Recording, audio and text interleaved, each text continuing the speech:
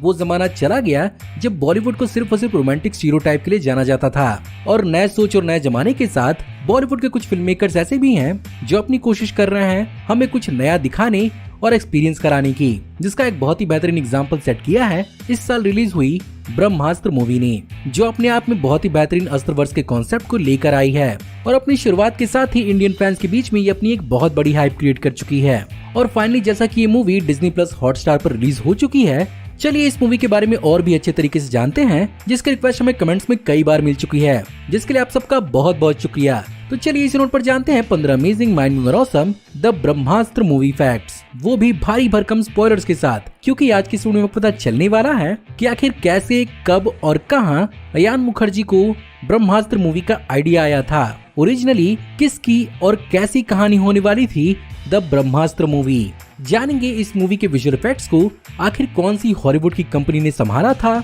इस मूवी को बनने में एक्चुअली कितने साल तक का वक्त लगा, कौन कौन सी इसकी सीक्वल्स और स्पिन ऑफ्स को प्लान किया गया है, और फाइनली जानेंगे इस मूवी के बेहतरीन अचीवमेंट्स के बारे में, और फाइनली जानेंगे इस मूवी के क्रिटिकल और फाइनेंशियल परफॉर्मेंस के बारे में। ये और बहुत कुछ आपका इस वीडियो में इंतजार कर रहे हैं, तो देर किस बात की। हे गाइस, मेरा नाम है पंकज सागर और आपका स्वागत है गेमों को हिंदी के एक और फर्स्ट वीडियो में। Now without wasting any more time, let's get started. Brahmastra movie का आइडिया एक्चुअली इस मूवी के डायरेक्टर और राइटर अयान मुखर्जी को 2011 की अपनी मूवी ये जवानी है दीवानी की स्क्रिप्टिंग के दौरान आया था, जहां पर उन्होंने इनिशियली इस मूवी को नाम दिया था ड्रैगन, क्योंकि शुरू से ही वो इस मूवी के कोर को फायर से डिनोट करना चाहते थे। लेकिन जैसे जैसे वो इस आइडिया को लेकर आगे बढ़े, वो इस आइडिया को और भी ज्यादा इवॉल्व करने लगे और इवेंचुअली उन्हें हिंदू रिलीजन और हिस्ट्री से कई सारी इंस्पिरेशंस मिली और उन्होंने अस्त्रों के कॉन्सेप्ट को इस कहानी के अंदर फिट करने का फैसला किया। फाइनली 2014 में उन्होंने इस मूवी को अनाउंस किया और 2017 में करण जौहर की धर्मा प्रोडक्शन के साथ मिलकर ऑफिशियली इस मूवी पर काम चालू किया और फाइनली तकरीबन 10 सालों बाद ये कॉन्सेप्ट एक्चुअली रियलिटी में बदल पाया। इस मूवी के ओरिजिनल टाइटल के साथ साथ इस मूवी की मेन प्रोटैगनिस्ट यानी शिवा भी पहले बहुत अलग होने वाला था, जहां पर इनिशियली पहले अयान मुखर्जी इस मूवी के लीड कैरेक्टर को जलाल अल दीन मोहम्मद रूमी पर मॉडल कर रहे थे, जो बेसिकली 13वीं शताब्दी के एक पर्शियन स्कॉलर और सूफी पोएट थे, जिन्होंने टर्किश, अरेबिक और ग्रीक में भी अपनी पोएम्स को लिखा था और उन्हें कॉमनली दुनिया भर में रूमी के नाम से जाना जाता था। और यहाँ पर उन्हीं के idea love is the bridge between you and everything से यहाँ पर अयान मुखर्जी बहुत ज्यादा इंस्पायर्ड हुए थे, जहाँ पर रणबीर कपूर का कैरेक्टर एक्चुअली बहुत हद तक रूमी की तरह ही दिखने वाला था और उसका नाम भी इस मूवी के अंदर रूमी ही होने वाला था। लेकिन इवेंचुअली इन सब चीजों को स्क्रैप किया गया और रणबीर कपूर को एक नया हेयर कट दिया गया। एक्टर नागार्जुना, जिन्होंने इस मूवी के अंदर अजय वशिष्ठ का रोल प्ले किया था, उनकी ये 2003 के एलओसी कारगिल के बाद पहला बॉलीवुड कमबैक था और वो मेजरली अपनी तेलुगु मूवीज के लिए जाने जाते हैं, जहां पर एक्चुअली अयान मुखर्जी ने उन्हें इस फिल्म को 2018 में ऑफर किया था। लेकिन यहाँ पर एक्टर नागार्जुना की शर्त थी कि जब तक उन्हें इस मूवी की कहानी पसंद नहीं आएगी वो इस रोल को नहीं प्ले करेंगे। इसीलिए यहाँ पर उन्हें कन्विंस करने के लिए यहाँ पर खुद अयान मुखर्जी अपना एक स्टोरी बोर्ड वाला कॉमिक बुक लेकर गए थे, जिसने यहाँ पर नागार्जुना सर को कन्विंस किया। मूवी के इंस्पिरेशन की कहानी अभी यहीं पर खत्म नहीं हो जाती और जैसा कि ये मूवी क्लियरली एक चोजन वन की कहानी है, यहाँ पर अयान मुखर्जी ने हॉलीवुड की द हैरी पॉटर और the Lord of the ring movie से बहुत ज्यादा इंस्पिरेशन ली है और यहाँ पर अयान मुखर्जी की इन्हीं की तरह कुछ बड़ा और इम्पैक्टफुल बनाने की हमेशा से कोशिश थी। शाहरुख खान, जिनका कैमियो इस मूवी के अंदर बहुत ही ज्यादा सरप्राइजिंग था, उनके इस कैरेक्टर ने इस कहानी को एक और लेयर दिया है, जो आने वाले टाइम में हमें जरूर क्लियर किया जाएगा, क्योंकि यहाँ पर डायरेक्टर अयान मुखर्जी खुद इस बात को मानते हैं कि इस कैरेक्टर को और भी ज्यादा एक्सप्लोर करने की जरूरत है। बाय द वे, शायद आप में से बहुत कम लोगों ने इस बात पर ध्यान दिया होगा कि यहाँ पर इस मूवी के अंदर शाहरुख खान के कैरेक्टर का नाम मोहन भार्गव होता है, जो बेसिकली एक सीधा ईस्टर एग था स्वदेश मूवी का, जिसमें शाहरुख खान बेसिकली एक साइंटिस्ट होते हैं।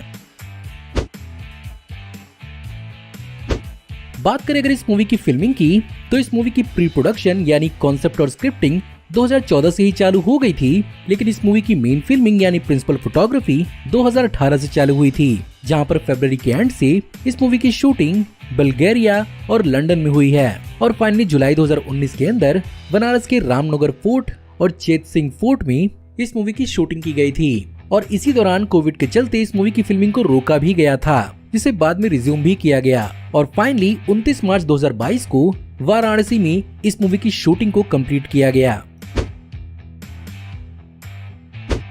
वहीं पर इस मूवी के अंदर हमें कई सारे अच्छे खासे एक्शन सीक्वेंसेस देखने को मिले थे, जिसे परफॉर्म करना इतना भी आसान नहीं था और यहाँ पर लीड एक्टर्स रणबीर कपूर और आलिया भट्ट ने अपने स्टंट सीक्वेंसेस को खुद ही परफॉर्म किया था और अपने फाइट सीक्वेंसेस की ट्रेनिंग लेने के लिए इन्होंने इजराइल के ईडो पोर्टल नाम के मार्शल आर्ट इंस्टीट्यूट में जाकर अपनी ट्रेनिंग ली थी।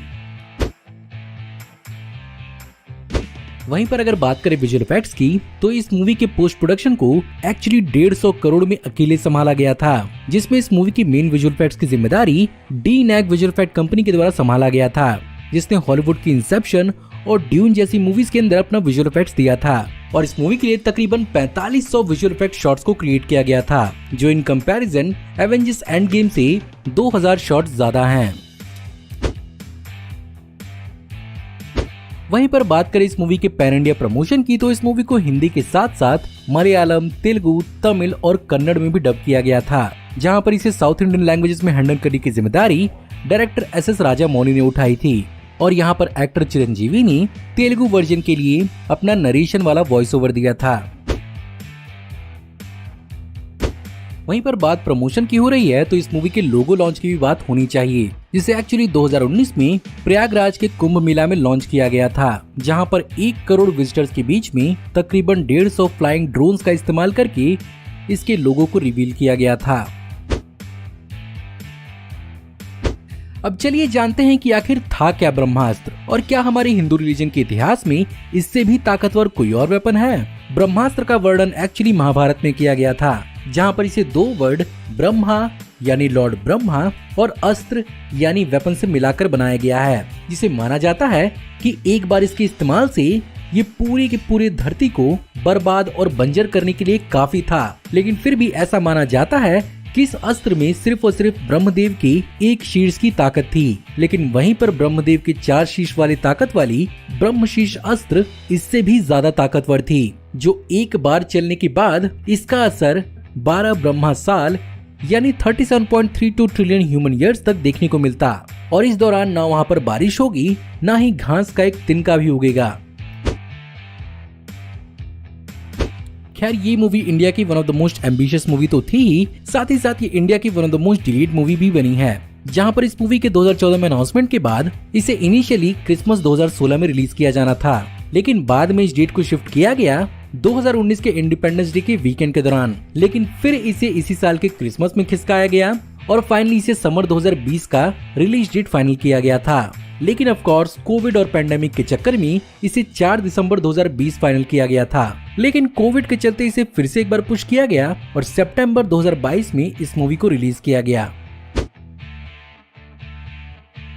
अब चलिए बात करते हैं इस मूवी के आने वाले फ्यूचर के बारे में, जहां पर ऑफ कोर्स इस मूवी ने अपने साथ साथ पूरे के पूरे एक नए सिनेमैटिक यूनिवर्स यानी अस्त्रवर्ष की शुरुआत की है और आयन मुखर्जी के हिसाब से वो आने वाले 10 सालों तक इस मूवी के आने वाले सीक्वल्स में बिजी होने वाले हैं, जहां पर इनिशियली ये मूवी एक ट्रिलॉजी सेट करेगी, जहां पर ब्रह्मास्त्र पार्ट 1 शिवा है, वहीं पर ब्रह्मास्त्र पार्ट 2 देव होने वाला है, जो शिवा के पिता की कहानी होगी, जिसे एक्चुअली 2025 में रिलीज किए जाने का प्लान किया गया है।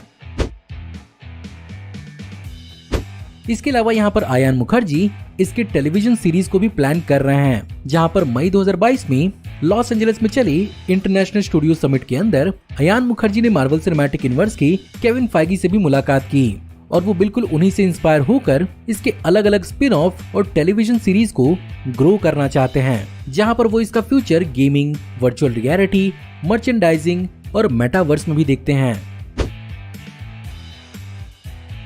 बात करें इस मूवी की क्रिटिकल और फाइनेंशियल परफॉर्मेंस की, तो इस मूवी के विजुअल इफेक्ट्स की तो बहुत ज्यादा तारीफ की गई, लेकिन इसे फैंस की तरफ से एक मिक्स्ड रिस्पांस मिला था इसके एक्शन सीक्वेंसेस, स्टोरी और राइटिंग की तरफ से। वहीं पर अगर बात करें बॉक्स ऑफिस परफॉर्मेंस की, तो ये मूवी इंडिया की one of the most expensive movies में से एक है, जिसे तकरीबन 400 करोड़ के आसपास बनाया गया था और इस बजट पर इस मूवी ने अकेले इंडिया में ही 320 करोड़ रुपए कमाए थे। वहीं पर ओवरसीज से इस मूवी ने 111 करोड़ और कमाए, जो इस मूवी का टोटल कलेक्शन 431 करोड़ के आसपास लेकर आता है, जो ऑफ कोर्स बजट के हिसाब से कोई बहुत बड़ा मार्जिन तो नहीं है, लेकिन ये बहुत बड़ी इंस्पिरेशन है फिल्म मेकर्स के लिए कि अगर वो सीक्वल को अच्छे से लाएं तो ये नंबर बढ़ सकता है। साथ ही साथ इस मूवी को रिडीम करने का एक और अच्छा ऑप्शन ये भी हो सकता है कि इस मूवी की कहानी को एक बेहतरीन आर्क इसके आने वाली दूसरी और तीसरी मूवी के अंदर दिया जाए, जो बेसिकली इसके लिए एक रीवॉचेबिलिटी क्रिएट करेगी। और जिस एंथुसियाज्म से आयान मुखर्जी और बाकी के फिल्म मेकर्स इस मूवी को बना रहे हैं, मुझे पूरी उम्मीद है कि कुछ बेहतरीन हमें फ्यूचर में जरूर देखने को मिलेगा। तो गाइज ये थे 15 अमेजिंग माइंड ब्लोइंग और awesome the Brahmastra movie fact. End of course मैं इसके आने वाले फ्यूचर को लेकर बहुत ज्यादा एक्साइटेड हूँ और मुझे लगता है कि इस पूरे के पूरे कॉन्सेप्ट की एक बेहतरीन सिनेमैटिक यूनिवर्स बनने का पूरा पोटेंशियल है। बाय द वे, आपको आज की वीडियो कैसी लगी? अगर आपको आज की वीडियो पसंद आई हो तो प्लीज वीडियो को लाइक जरूर करिएगा और हाँ, हमें कमेंट में जरूर बताइएगा कि आप ब्रह्मास्त्र मूवी से जुड़े हुए और कौन कौन से फैक्ट्स जानते हैं। हमारी आने वाली ऐसे ही औसम वीडियोस को देखते रहने के लिए हमारे चैनल को सब्सक्राइब करिए, बेल वाले आइकन को दबाइए और हमारे वीडियोस को बिना मिस के एंजॉय करते रहिए। और अगर आप चाहें तो इस वीडियो के लिंक को अपने दोस्तों के बीच में जितना हो सके उतना शेयर करें। Thank you for watching, see you in the next video. Till then take care, good bye.